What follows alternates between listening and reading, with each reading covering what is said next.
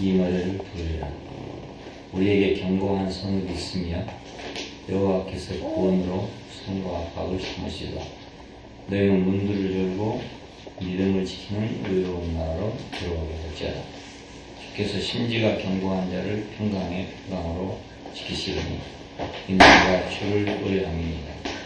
너희는 여호와를 영원히 의뢰하라. 주 여호와는 영원한 반석이시라. 높은 데에 거하는 자를 낮추시니 소선성을 걸어 땅에 엎으시니 징터에 미치게 하셨더라. 바위 그것을 밟으리니 빈궁한 자의 발과 공평한 자의 걸음이라. 의인의 길은 정직함이여 정직하신 주께서 의인의 첩경을 평탄케 하시더라. 여호와여 주의 심판하시는 길에서 우리가 주를 기다렸사오니 주의 이름 곧 주의 기념 이름을 우리 영원히 사모하리라. 자네 내 영혼이 주를 사모하였사온즉 내 중심이 주를 간절히 구하오니 그는 주께서 땅에서 심판하시는 때에 세계의 금이 의를 배우니이다. 악인은 은총을 입을지라도 의를 배우지 아니하며 정직한 땅에서 불의를 행하며 여호와의 위엄을 돌아보지 아니하노라. 여호와의 주의 손이 높이 들릴지라도 그들이 보지 아니하나이다. 백성을 위하시는 주의 열성을 보면 부끄러워할 것이야. 불이 주의 대적을 사르리라. 여호와의 주께서 우리를 위하여 평강을 베푸시었더니 주께서 우리 모든 일을 우리를 위하여 이루심이니라. 여호와 우리 하나님이시여 주 외에 다른 주들이 우리를 반환하여 싸우나 우리가 주만 의뢰하여 주의 이름을 부르리다. 그들은 죽었은즉 다시 살지 못하겠고 사망하였은즉 일어나지 못할 것이니 이는 주께서 벌하여 멸하사 그 모든 기업을 멸절하셨음입니다. 여호와 주께서 이 나라를 더 크게 하셨고 이 나라를 더 크게 하셨나이다. 스스로 영광을 얻으시고 그 땅의 모든 경계를 확장하셨나이다. 여호와의 백성의 환난 중에 주를 악무하였사오니 주의 징벌이 그들에게 임할 때에 그들이 간절히 주께 기도하였나이다. 여호와의 잉태한 여인이 산기가 임박하여 구로하며 부르짖음같이 우리가 주의 앞에 이르렀나이다.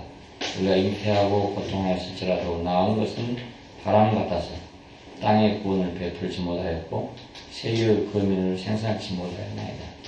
주의 죽은 자들은 살아나고 우리의 시체들은 밀어나리이다. 피끌에 거하는 자들아 너희는 깨어 노래하라. 주의 이슬은 빛난 이슬이니 땅이 죽은 자들을 내어놓으리라. 내 백성아 갈지어다. 네 밀실에 들어가서 내 문을 닫고 분노가 지나기까지 잠깐 숨을 지어다. 보라 여호와께서 그 처소에서 나오사 땅의 거민의 죄악을 벌하실 것이다. 땅이 그 위에 잦았던 피를 드러내고 그 살해당한 자를 다시는 가리우지 아니하리라. 21절까지 오늘 24장부터 27장까지인데 다 읽을 수 없어서 16장만 하겠습니다. 회복을 위해서 거룩한 땅으로 돌아오게 하셨다. 내용입니다. 첫 번째는 이스라엘에 대한 심판이 왜 왔는가에 대한 말씀인데 이것은 이스라엘의 타락으로 말미암은 것이다 하는 것이었어요. 이 타락의 내용은 뭐냐면 첫째는 율법을 범한 것인데요. 율법을 범했다는 말은 하나님의 말씀, 원칙, 진리 그것을 무시했다는 말입니다. 그러니까 우리가 어떤 원칙을 무시하면 자기에게 해가 돌아오는 거잖아요. 꼭 하나님이 없다 하더라도 정해진 원칙을 우리가 무시하면 해를 받게 마련입니다. 하나님의 말씀은 하나의 원칙이고 진리니까 하나님의 말씀을 무시하고 그걸 범하면 당연히 징벌을 받는 것이 당연한 그런 일이죠. 두 번째는 율례를 어겼다고 했는데 그건 율례라는 것은 이 율법을 다시 말해 이 원칙을 어떻게 지킬 것이냐는 그 지키는 방법이 바로 율례입니다. 이스라엘에게는 율법도 있고 율례도 있었습니다. 이것을 지키지 않았다는 것입니다. 세 번째는 영원한 언약을 파괴시켰다는 겁니다. 이 영원한 언약은 축복을 위한 쌍무협정입니다. 축복은 그 행위와 반응의 순환이라고 할 수 있어요. 네가 나를 떠나지 아니하고 나를 섬기고 내 법을 존중히 여기면 나는 너에게 이렇게 하겠다. 이렇게 언약이 되어 있어요. 그러니까 언약을 그냥 있는 게 아니죠. 어떤 것을 행하면 그에 대한 반응이 오게 되고 또 그 반응이 오게 되면 또 어떤 행위가 나오게 되고 이래서 좋은 순환이 계속되면 축복에서 축복으로 이렇게 연결되는 것이죠. 악순환이 되게 되면 저주에서 저주로 자꾸 넘어가는 것입니다. 사람이 사는 걸 봐도 그래요. 잘 되는 사람 보면 이 순환이 그 정상적인 순환이 되는 거예요. 돌아갈수록 점점 더 잘 된다는 거예요. 사람 관계도 내가 어떤 사람에게 내가 한마디 좋은 말을 하면 그 사람이 나에게 또 더 좋은 말을 한다고. 그럼 나는 또 듣기가 좋으니까 또 더 좋은 말을 해야 되거든요. 그러면 점점 순환이 돌아갈수록 더 좋은 관계가 이루어지죠. 그럼 내가 어떤 사람에게 가령 나쁜 말을 했다. 그럼 그 사람도 기분이 나쁘니까 나에게 또 나쁜 말을 한다고. 그럼 나도 들으니까 기분이 나쁘니까 또 나쁜 말을 한다고. 그러니 악순환이 보여집니다. 그럼 마지막에 나오는 싸움이 보여집니다. 하나님과의 관계도 마찬가지입니다. 우리가 하나님의 율법을 지키고 윤리를 어기지 아니하면 하나님께서는 그에 따라서 축복을 하시고 우리가 만약 율법을 범하고 윤리를 어기면 저주가 내려지니까 저주가 내려지는 상태에서 또 다시 또 하나님의 율법을 어기게 된다고. 역시 악순환이 계속되면 결국은 저주가 반복되는 겁니다. 그러니까 영원한 언약을 파괴하는 것 때문에 이스라엘은 심판을 받고 징계를 받게 됐어요. 그리고 영원한 언약을 이제 파괴하게 되면 네 번째는 이제 괴효를 행하게 된다.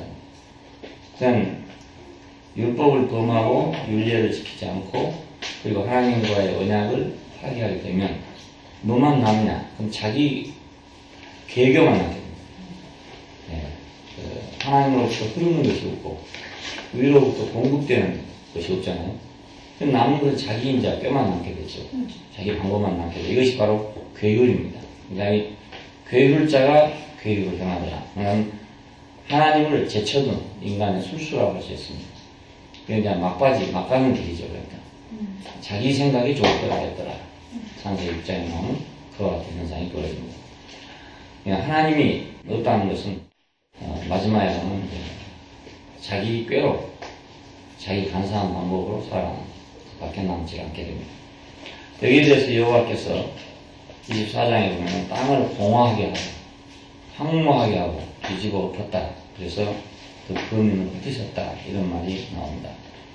이 땅은 인간에게 있어서 이제 절대 조건이죠. 그러니까 땅이 없으면 살 수 없으니까 절대 조건이고 또 제의 조건이고 그러는데 땅이 많이 망하면 모든 사람 망합니다. 높은 사람도 없고 낮은 사람도 없고 가진 자도 없고 안 가진 자도 없고 그래서 백성과 제사장이 일반이고 종과 상전이 일반이고 비자와 간부가 일반이고 좀 이렇게 이제 펼쳤어요. 물건을 사는 자와 파는 자가 일반이 되고 이자를 내는 자와 받는 자가 일반이 되고 그러니까 땅이 있을 때 모든 게 가능하지 땅이 없으면 모든 것이 다 흐트러지니까 다 똑같아져 버리고 만다요. 다 일반이 되고 만다요. 자, 이 땅이 우리 인생의 기본 조건이에요. 땅은 그리스도를 대표합니다. 그러니까 사람이 그 인격의 기반이 그냥 허물어져 버리면 황폐해지고 허무해져 버리면 다른 모든 것은 거기 따라서 다 허물어져 버린다. 그러니까 사람이 되면 주변에 어떤 것들이 다 이루어지지만 사람이 안 되면 모든 게 다 허물어지죠. 돈이 아무리 있어도 안 되고 지위가 있어도 안 되고 뭐가 있어도 안 되는 거예요. 사람 자체가 허물어져 버려요. 땅이 허물어지면 모든 것이 다 끝나듯이 사람의 기본 조건이 인격이니까 그 인격이 허물어지면 모든 것이 다 망해요. 근데 사람들은 거기에 중점을 두지 않고 이제 다른 데 중점을 두고 있다. 돈이 많으면 된다든지 권력이 많으면 된다 이런 식으로 생각합니다. 땅이 먼저 서야 확고하게 서야 모든 것이 안정을 이루게 됩니다. 그래서 땅이 망하게 됐다. 땅이 공허하게 되고 황무하게 됐다. 창세기 1장 2절에 보면 땅이 혼돈하고 공허하고 흑암이 분명히 있어서 하나님의 신이 수면에 운행하더라고 합니다. 땅이 물에 잠겨버리면 아무것도 안 되는 거예요. 곡식이 나오겠습니까? 사람이 살겠습니까? 심지어는 하나님도 거기 앉을 자리가 없어서 물 위에서 대회하더라. 그럽니다. 이 땅, 이것은 그리스도의 상징이고 우리 인격의 상징이고 사람의 상징이고 그렇습니다. 아담은 이 땅에서 만들어졌고, 아담이라는 말 자체가 불구스름하다는 뜻입니다. 그 불구스름하다는 말은 황토색이라는 말이에요. 그러니까 사람은 결국 흙이라는 뜻입니다. 이 흙이 견고해야, 땅이 견고해야 만물이 솟아나요. 인격이 건전해야 모든 것이 거기 솟아나지. 인격이 건전하지 않으면 아무것도 없어 될 수가 없어요. 땅이 거민으로 인하여 더럽게 되면 저주가 땅을 삼킬 것이고 거민이 정죄받게 될 것이고 기쁨이 붙여질 것이다. 이렇게 말합니다. 성문이 회파되고 성문이 닫혀지고 들어가는 데가 없어지게 됩니다. 사람이 없어진다 그 말이거든요. 그러니까 땅이 거민을 인하여 더럽게 되면 하는 말은 그 피 흘림이 있으면 땅이 더러워진다는 표현이 나와요. 가인이 아벨을 죽였을 때 그 피가 땅에 흘려졌다. 땅이 더럽혀졌다. 땅은 너로 인해서 저주를 받고 이런 말이 나와요. 그러니까 그 땅이 사는 사람으로 인해서 그 신성하게 되지 않으면 저주가 땅을 삼킨다는 뜻이기 때문에 이 말을 우리가 영적으로 해석하면 인격이 많이 더럽혀지게 되면 그죠? 그러면 저주가 오히려 그 사람을 삼켜버린다고 했습니다. 정죄를 받게 되고 기쁨이 비춰지게 되고 성읍이 회파되고 성문이 닫혀져서 아무도 들어가는 자가 없다. 마침내 아무도 그 사람 곁에 올 사람이 없게 되고 사람이 싫은 사람이 되고 미운 사람이 되고 저주받은 사람이 되고 그렇게 되는 것이죠. 이스라엘과 땅, 인간과 땅, 그리고 땅은 그리스도의 예표, 이 원칙은 지금도 여전히 동일합니다. 그러니까 이스라엘이 땅으로 인해서 갖는 여러 가지 역사적 관계는 다른 어느 민족보다도 아주 구체적이고 심각해요. 왜냐하면 아브라함이 이주할 때 갈대아 국에서 가나안 땅이라는 곳으로 이주합니다. 내가 내게 지시할 곳으로 가라. 그 땅을 얘기합니다. 내가 내게 지시할 곳으로 가라. 근데 그 사람들이 그 땅을 잃었을 때 어떤 결과가 왔냐. 애굽에 가서 종사를 하게 됩니다. 땅을 잃었을 때. 그 땅이 아주 숙명적으로 이스라엘의 운명을 좌우하게 됩니다. 그 다른 민족도 사실은 그렇죠. 우리도 만일에 우리 땅을 잃어버렸다고 어떻게 되겠습니까? 그런데 이스라엘이 대표적으로 그 땅의 필요성을 아주 절실하게, 절대성을 절실하게 역사적으로 증거하고 있는 그런 백성입니다. 이것이 바로 인간과 땅의 관계라는 겁니다. 난 이스라엘의 이런 면에 있어서도 인류의 대표적인 그런 백성들입니다. 이것이 이제 결국 우리가 와서 보니까, 이제 와서 보니까, 이것이 한 인격이 그리스도를 예표하는 것이었구나. 우리 인생에게 이스라엘에게 땅이 없으면 그들은 유리한 백성이 됐고, 인간에게 땅이 없으면 살 수 없듯이, 인간에게 그리스도가 없으면 이게 허망한 것이구나. 이런 결론이 오게 된 것입니다. 그런데 이제 이스라엘이 범죄함으로 인해서 하나님이 이제 진치를 하셨지만 그 진치하기 위해서 열강들을 사용했잖아요. 야수를 사용하든지 예를 들어서 파사를 사용하든지 바벨론을 사용하든지 사용했는데 그렇다고 해서 그 사용된 나라가 축복을 받는 나라가 되느냐? 그렇지는 않다고 했습니다. 그들의 행위가 너무 과도했기 때문에 하나님께서 오히려 그들을 다시 또 심판했다는 뜻이에요. 그러니까 유대를 심판하기 위해서, 이스라엘을 심판하기 위해서 아수르를 사용했지만 아수르가 그들의 위치를 이탈했기 때문에 다시 아수르를 심판했다는 뜻입니다. 자기들은 어떻게 과도한 행위가 있냐면 여호와 외에 자기들이 바로 여호와 노릇을 했다 그랬습니다. 자기가 또 다른 주가 됐다. 주인치했다. 자기들이 종이라는 생각을 갖지 않았다 그래서 자기들은 단지 하나님의 역사 경영을 위해서 빌려온 자라는 것을 생각하지 않고 자기들이 바로 주인이라고 생각했다 그랬습니다. 그것이 심판을 받는 중요한 요인입니다. 그래서 날랜 뱀 리오야단과 같고 바다에 있는 용과 같다 이렇게 말했는데 날랜 뱀 리오야단이라는 것은 많은 머리를 가진 뱀의 형상을 가진 괴물이랍니다. 지중해 사람들의 신화 가운데 이런 신화가 있답니다. 그리고 가나안 사람들의 신화에도 7머리를 가진 로탄이라는 그런 괴물이 있는데 이런 것을 염두에 두고 한 그런 말이에요. 그리고 그 바알의 어떤 시행은 내가 느르다 빠른 뱀을 쳐서 7개의 머리가 있고 힘이 있는 꼬불꼬불한 뱀을 죽일 때 이런 식구가 나온다는 거예요. 이런 그 배경 속에서 지금 리오야단과 같고 바다에 있는 영과 같다는 그런 말이 나오게 되죠. 사탄을 상징하는 것이라고 할 수 있습니다. 그러니까 그 아수르나 이런 열왕들이 그 하나님 대신에 자기들이 하나님 위치에 앉아가지고 주노릇했다, 주인치했다. 그래서 심판받게 됐습니다. 여호와께서는 높은 데서 높은 군대를 벌하셨다 했는데 이것은 사탄의 공중분쇄 잡은 자를 위한 높은 데서 높은 군대를 벌하셨다. 그리고 땅에서의 왕들을 벌하셨다. 그런 말이 나옵니다. 그리고 이제 옥에 가두었다가 열흘 후에 벌을 받을 것이다. 나오고 열국의 성읍들을 무더기로 만들어버렸다. 모압은 여호와의 손에 밟혔다. 또 높은 곳에 거하는 자는 맞추셨다. 이스라엘의 주로 자처하는 자들을 벌하셨다. 이런 말이 쭉 계속 나옵니다. 리오야단을 벌하고 용을 주었다. 이것이 이제 계시록에 가면은 옛뱀, 또 큰 뱀, 또 이런 말이 나오게 되죠. 이거이 다 리오야단 이런 같은 의미를 모두 가지고 있습니다. 사탄의 형상으로서 사용되기에는 어떤 신화적인 괴물이든지 아니면 실제적인 그 뱀이든지 용이든지 이런 것들로 묘사가 되고 있어요. 그냥 이스라엘은 비록 범죄함으로 말미암아서 이렇게 징치를 받았지만 그 아수르나 다른 열왕들은 이스라엘을 자기들이 징치하고 다음에 자기 심판을 받아서 멸망했다는 사실을 기록하고 있고 뒤에 가면 이제 내가 너를 아무리 징치했다 하더라도 아수르나 이런 나라들을 심판하는 것처럼 했겠느냐. 아비가 자식을 징치하는 것과 아비가 원수를 징치하는 건 다르다 그 말입니다. 그렇게 묵상하고 있습니다.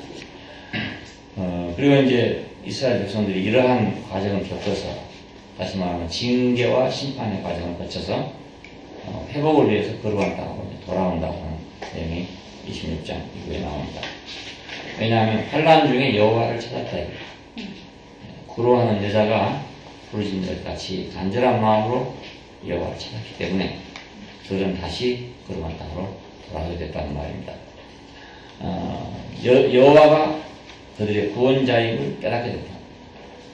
그 전에 그들은 아수르가 오면 애굽으로 가고 애굽에 오면 아수르로 가고 이런 식이었습니다. 그래서 꼭 우리 조선왕조 마지막에 민비가 중국에 붙었다, 일본에 붙었다, 러시아에 붙었다 했던 것처럼 어디가 자기를 구원해 줄 것인가 라고 찾아갔던 사람들인데 결국 이런 역사적 과정을 보면서 아수르도 망하고 바벨론도 망하고 다 망하는 걸 보면서 비로소 여호와만이 우리의 구원자시구나 이걸 깨닫게 된 것입니다.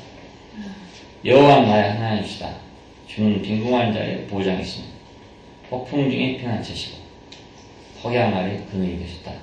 이걸 깨달았다는 것입니다. 그러니까 자기들만 칭치받는 줄로 생각했는데 그것이 아니고 세계 열강들도 다 멸망하는 걸 보고 그때야 여호와만이 우리의 구원자시구나 그걸 깨닫겠다는 뜻입니다. 그리고 심판하시는 길에서 기다리는 걸 배웠어요. 하나님이 심판하시고 역사를 주관하고 계시구나 이것을 그 기다림을 통해서 배웠다는 것입니다. 우리가 하나님을 따르는 사람들은 하나님이 행하신 일을 우리가 배우도록 기다리는 것이 필요합니다. 내가 무엇을 하고 왜 이런 결과가 안 오는가 라고 조급하게 생각하는 일이 아니고 이렇게 되면 이렇게 될 텐데 왜 이렇게 안 되는가 라고 할 일이 아니라 하나님이 행하신 일을 기다려야 된다 했습니다. 그 기다림을 배우는 것입니다.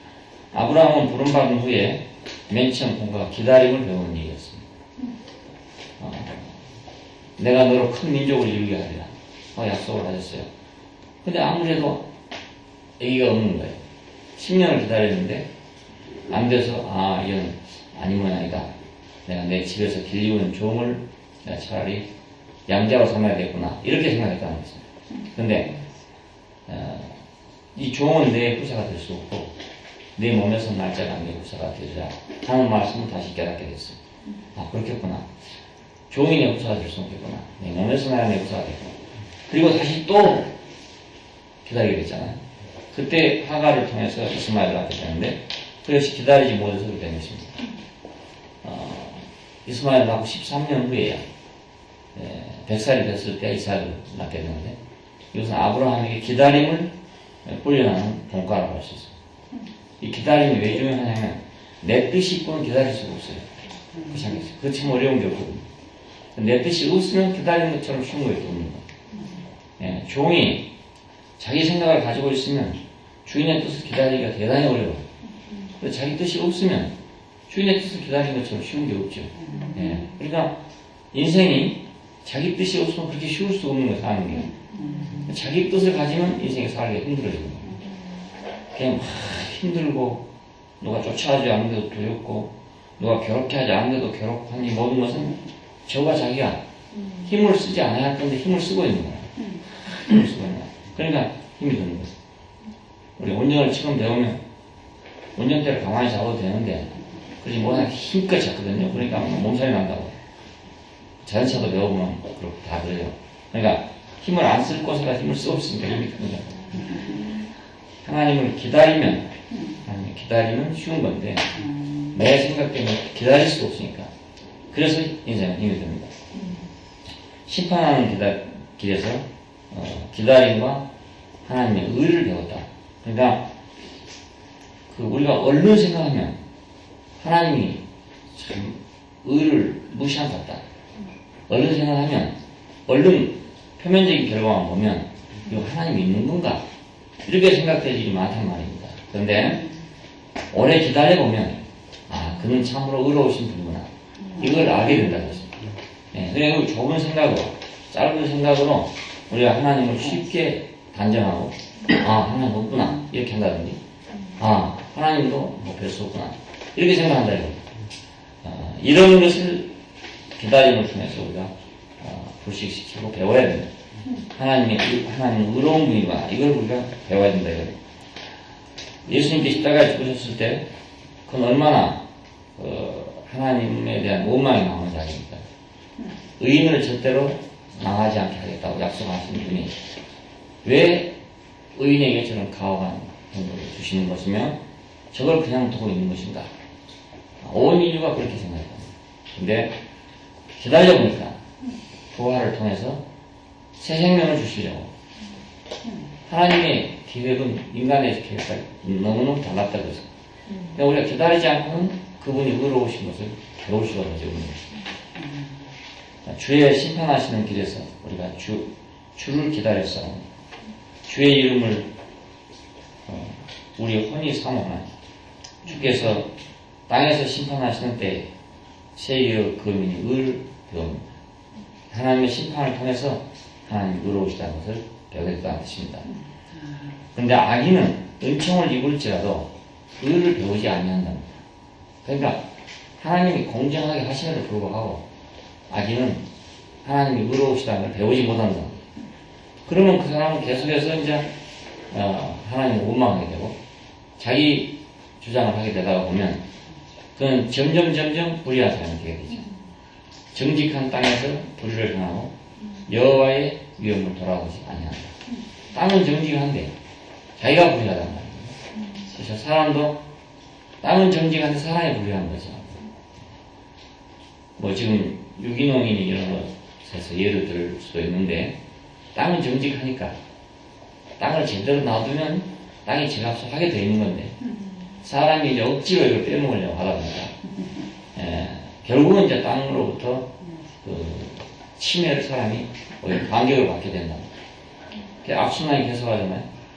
금비를 계속 써서 땅이 산성화되니까 그걸 또 바꾸려니까 또 뭔 다른 약을 써야 되고 그걸 바꾸려니까 또 약을 써야 되고 이렇게 돼가지고 결국 땅은 이제 황폐하게 되고 사람이 좋은 것을 공급하는 대신에 나쁜 것을 공급하는 그런 것이 되고 말았다는 겁니다.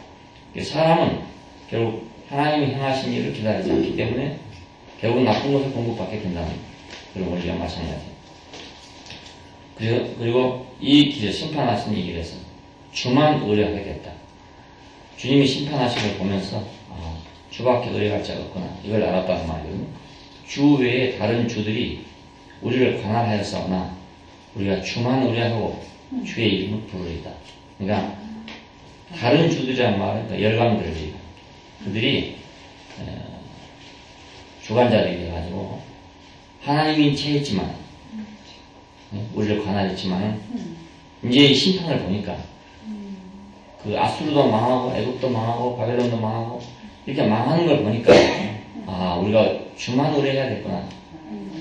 저것들은 다 날아갈 것들이고 없어질 것들이구나. 잠깐 있다가 없어지는 거구나. 그걸 알았단 말이야. 그래서 우리는 주만 의뢰해야 되겠구나. 이걸 배웠다. 그리고 그러니까 주의 이름을 부르리다. 우리가 하나님의 행하신 일을 잠잠히 기다리고 그걸 보는 사람은 주만 의뢰할 수밖에 없게 돼요. 근데 그걸 기다리지 않는 사람은 계속 기다리지 않기 때문에 주님이 행하신 일을 한 번도 볼 수가 없습니다. 홍해를 건널 때도 그랬죠. 백성들이 아우성을 치니까 모세가 하는 말이 너희는 오늘날 가만히 서서 여호와께서 행하신 일을 보라 이렇게 말했어. 그걸 기다려서 본 사람은 그 이제 좋은 순간이 되고 다음에 또 기다릴 수가 있게 돼요. 그래서 더 큰 일을 보게 된단 말입니다. 자꾸. 그러면 믿으면서 믿음에 이르게 되겠죠. 근데 이걸 성급해서 미치 안 봐버린 사람은 하나님이 행하신 일을 일생 동안 한 번도 못 보는 거예요. 한 번도 못 보니까 그는 점점 조급해질 수밖에 없고 당황해질 수밖에 없죠. 그래서 그 인생은 망하는 때까지 이룰 수밖에 없다고 합니다. 조금 더 기다렸으면 될 거예요. 좀 기다렸으면 하나님 행하신 일을 보고 그걸 봤으면 또 그 다음도 기다릴 수가 있게 되고 또 기다릴 수가 있게 될 건데 한 번 안 기다린 것 때문에 계속 못 기다리게 된다. 땅 끝에서부터 노래하는 자들의 소리가 우리에게 들리기를 의로우신 자에게 영광을 돌리세 하는 노래소리를 들었다 이것입니다. 그러니까 심판을 하는 걸 기다리는 그동안에 얼마나 역사적으로 괴로움을 당했습니까? 이스라엘이 지금 이렇게 말을 이렇게 하면 간단하지만 그들은 포로로 잡혀갖고 흩어졌고 종이 됐고 노예가 됐고 이런 과정들을 겪고 있었거든요. 이런 과정을 겪고 있는 동안에 자기들은 이제 끝인 줄 알았는데 더 이상이 없는 줄 알았는데 여호와의 온전한 심판이 일어난 걸 보고 그때야 이제 영광은 의로우신 이에게 돌리자 하는 노래소리를 듣게 됐다는 뜻입니다. 거룩한 땅으로 돌아오게 하셨다. 내가 너희를 곡식을 떠는 같이 이스라엘 자손을 일일이 내가 모으겠다 이런 말씀을 하셨어요. 아수르 땅에서 파멸된 자들과 애굽으로 쫓겨난 자들이 돌아와서 예루살렘 성전 안에서 여호와를 경배할 것이다. 결국 하나님의 목적은 그 백성을 모아서 하나님을 경배하게 하는 것인데 잠잠히 하나님을 바라는 백성은 모아져서 그 하나님을 경배하고 찬양하게 될 것이고 잠잠히 여호와를 기다리지 못한 백성은 그 저주의 그 수레바퀴에서 벗어나지 못한다는 뜻입니다. 여호와께서 노함을 그치실 것이다. 노하는 건 잠깐이고 은혜는 수천 대에 이른다 그런 말이 있어요. 그렇잖아요. 부모가 자식에게 노하는 건 잠깐이고 사랑하는 건 길잖아요. 이렇게 아무리 부모가 노한다 하더라도 그건 잠깐이고 사랑하는 게 더 길어요. 그런데 자식들이 그걸 잘 모르는 경우는 노함은 길고 사랑은 짧게 이렇게 생각하면 그 저주가 되어버립니다. 우리는 하나님의 노함은 잠깐이고 사랑하는 것은 길다는 것을 아는 축복이 됩니다. 포도원을 내가 다시 지키겠다. 친히 포도원 지기가 되겠다. 이 포도원 지게 된다면 그 사람들 농사의 그 중요한 부분이 포도원이기 때문에 그렇습니다.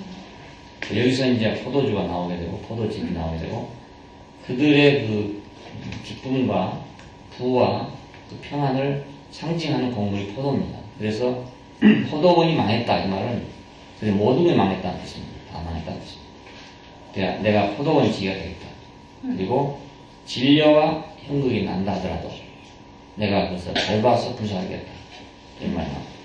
그래서 야곱의 뿌리가 박히고 그 결실로 지명을 채우게 될 것이다. 이건 축복의 말이죠. 야곱의 죄가 사함을 받을 것이며 우상과 거짓 제단들이 멸절되게 될 것이다. 이런 이제 그 축복의 말씀이 나오게 됩니다. 그리고 죽은 자들이 살아나야 될 것이다. 주의 죽은 자들이 살아나고 땅의 죽은 자들을 내어놓을 것이다. 여기 이제 부활 사상이 있는데 여기서 나온 것입니다. 그리고 죽은 자들은 이제 살아난다 하는 사상이 여기 나왔습니다. 그리고 땅의 죽은 자들 내준다 하는 사상이 바로 여기서 이제 나오게 됩니다. 여호와께서 그 나라를 크게 하신다. 백성을 증가시키고 영토를 확장시켰다. 그렇게 말했죠. 백성을 증가시키고 영토를 확장시켰다. 그리고 달이 무색하고 해가 부끄러워지게 될 것이다.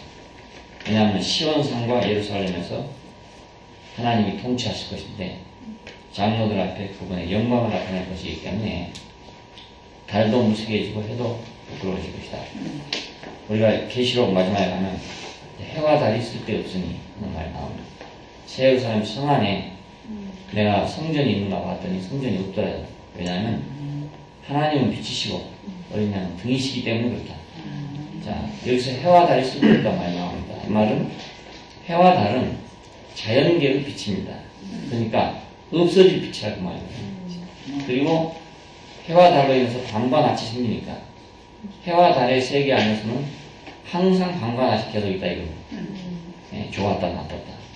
저주와 축복이 계속하고 그렇잖아요.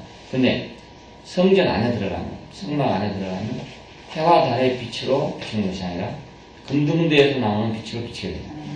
이 빛은 밤과 낮이 따로 없어요. 그러니까 성막 안에 들어가면 언제든지 금등대에 빛이 있다고. 이것이 영원한 빛입니다.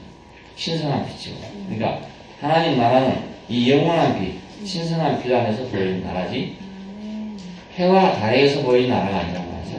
그러니까 우리가 해와 달을 통해서 하나님 나라를 보려고 생각하면 이제 우리가 하나님 나라를 볼 수 없는 거예요. 왜냐하면 어느 날은 캄캄했다가 어느 날은 밝았다 그러니까. 하나님이 어느 날은 축복하고 어느 날은 저주하고 그러니까 하나님 나라를 동일히 볼 수 없죠. 금등대에서 밤이나 낮이나 상관없이 비치고 있는 그 빛을 봐야 그래야 우리가 영원한 세계를 보게 된다는 뜻입니다. 하나님으로 말미암은 모든 것, 하나님을 표현하고 있는 모든 형상, 이건 전부 해와 달빛으로 보는 게 아니고 금등대에서 나오는 신성한 빛으로 보는 것입니다. 성막 안에 아무 빛도 들어오지 않아요. 더군다나 지성성 안에 아주 깜깜한 것이에요. 아무 빛도 들어오지 않으니까. 근데 해와 달이 쓸데없는 것인데 새 예루살렘 성 최종적인 사회는 바로 이 빛으로 비춰지는 사회다. 이 빛은 하나님의 영광의 빛이다. 우리가 교회 생활을 하는 것은 이 영광의 빛으로 사는 것입니다.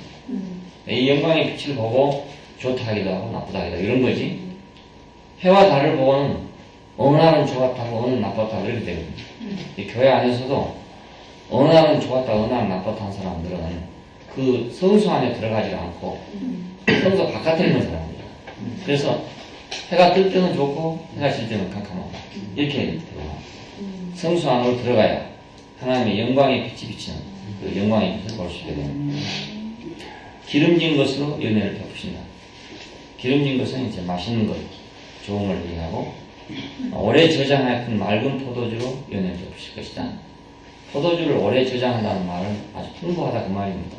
우선 먹을 것도 없는데 어떻게 오래 저장하겠어요? 먹고 남아야 오래 저장하지 그렇지 않겠어요? 포도주는 맑을수록 좋은 모양이네 이걸 보니까 오래된 포도주처럼 맑은 모양이야. 우리는 생각할 때 포도색이 진하게 있는 포도주가 좋은 줄로 생각하는데 그게 아니고 맑을수록 좋은 포도주. 오래 놔둘수록 맑아집니다. 이거 풍부하다는 걸 의미합니다. 열국을 만족시키는 연회를 베푸실 것이다. 그러니까 모든 여기 열국이라는 말은 모든 사람을 얘기합니다. 누림과 만족을 찾는 중심이 될 것이다.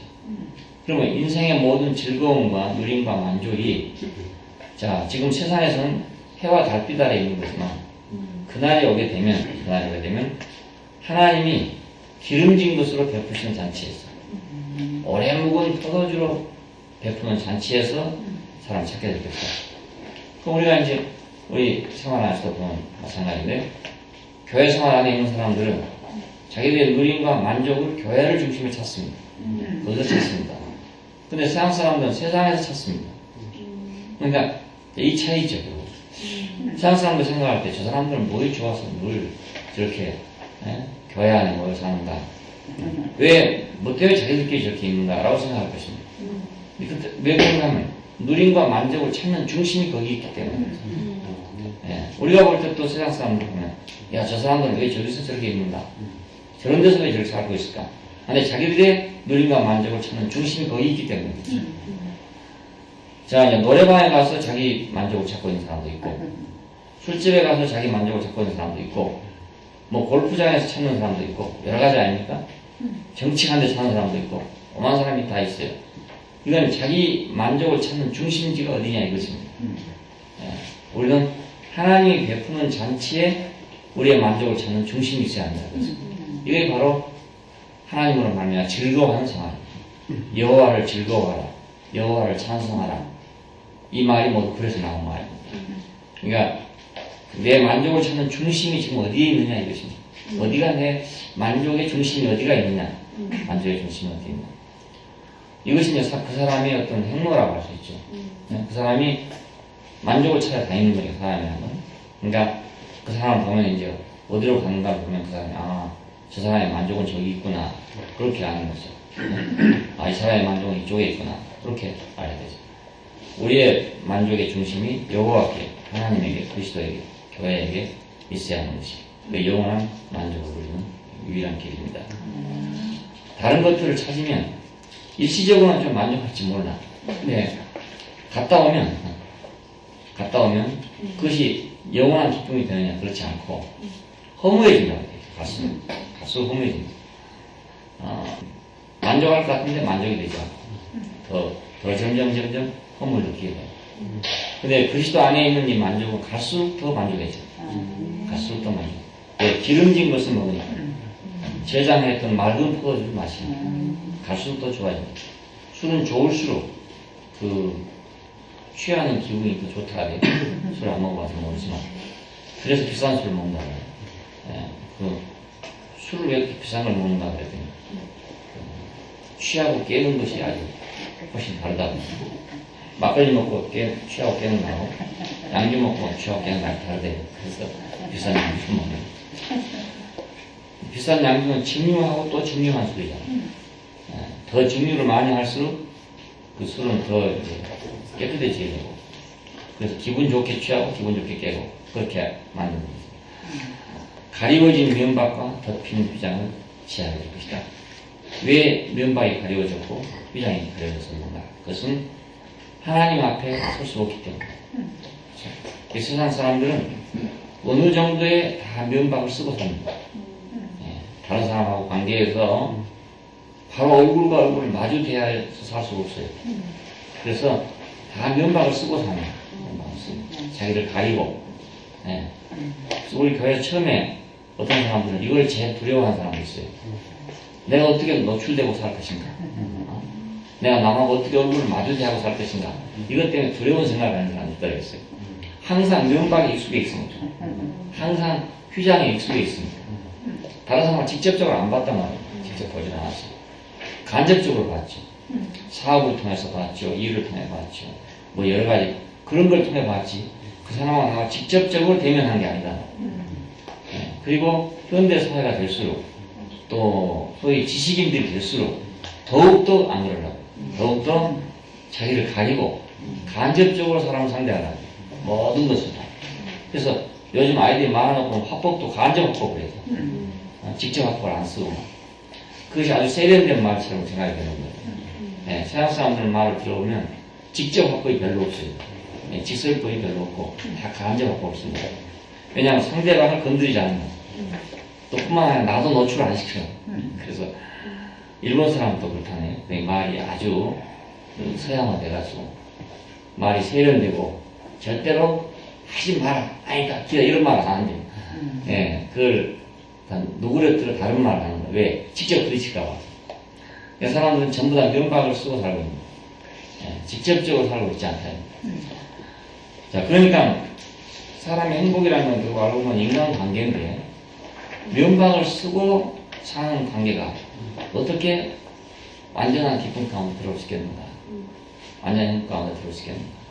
얼굴과 얼굴을 마주 대하여 볼 것이요. 사도 바울이 말한 대로. 그래야 되는 건데, 그걸 가려놓고 관계를 하면서 어떻게 만족이 오겠는가 그것입니다. 그러나 세상에 어디서 그렇게 안 하면 또 안 되고 자기들 다 노출시켜 놓으면 상대방이 다 이용해 먹는다. 그러니까 자기를 노출시키지 않으려고 생각해요. 가려워진 면박과 좁힌 기장을 취할 것이다.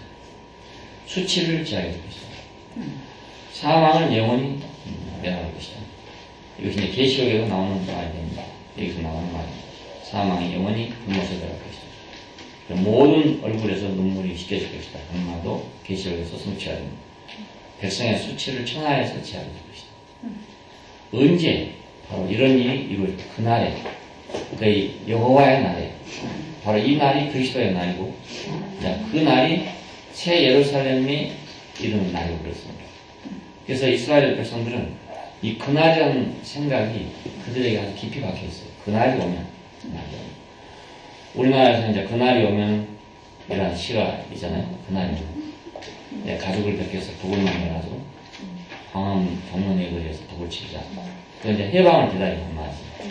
해방 독립을 기다리고 하는 그런 말인데 이스라엘 사람들은 바로 우리와 같이 그렇게 여러 가지 역사적인 순환을 겪고 살던 사람들이기 때문에 여기서 단순하게 해방 그것만 찾은 것이 아니라 메시아의 왕국, 영원한 왕국을 찾는 사람들이 됐어요.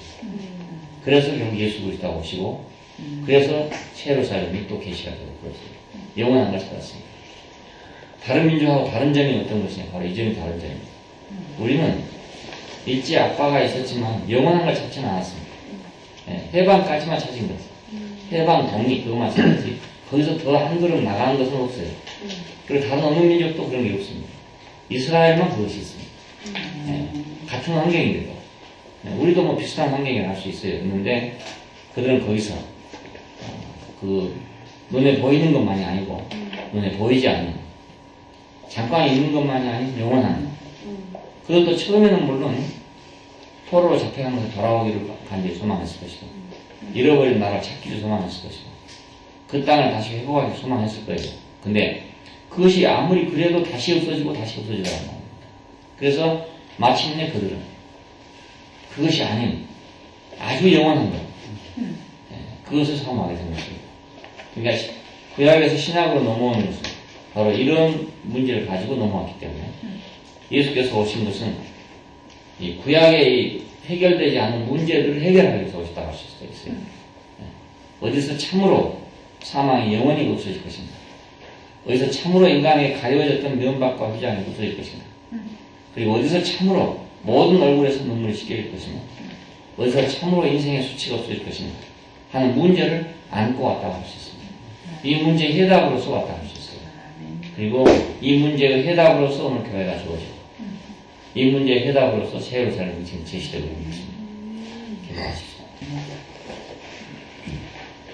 감사하신 아버지 하나님, 우리 인생에게 갈 길을 제시하기 위해서 이스라엘을 우리 앞에 두시고 우리가 아직 미처 경험하지 못하고 미처 깨닫지 못한 사실까지라도 먼저 이렇게 예시를 해주시고 우리를 인도해 주신 것을 감사합니다.